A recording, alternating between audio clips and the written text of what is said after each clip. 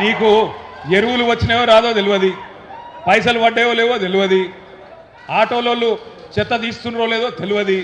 మరి ఎందుకున్నావు నువ్వు? ఎలక్షన్లకు ముందేమో ఉరుకుండ్రి 2 లక్షలు తెచ్చుకోండి నేను రాగానే కడతా అన్నాడు. ఎక్కడ మొదలైంది కథ?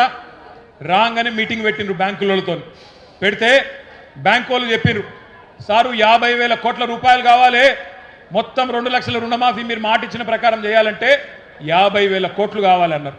అంటే రేవంత్ రెడ్డి ఏమన్నాడు, 50,000 కోట్లు లేవు నా కాడ, 40,000 కోట్లు కడతా అన్నాడు. డైలాగ్ కొట్టి నిన్నారు మీరు ఇప్పుడే. ఒక్క సంవత్సరం కడుపు కట్టుకుంటే 40,000 కోట్లు ఎడమ చేత్తో కట్టేస్తా అన్నాడు. మరి కట్టుకోలేదా కడుపు? దోసుకుంటూనే ఉన్నావా? నిండుతలేదా నీ కడుపు? 40,000 కోట్లు అన్నాడు.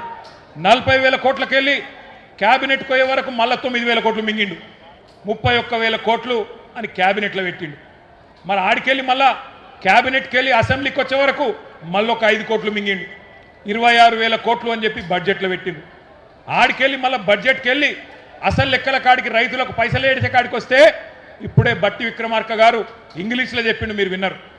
12,000 కోట్లే వేసిండు.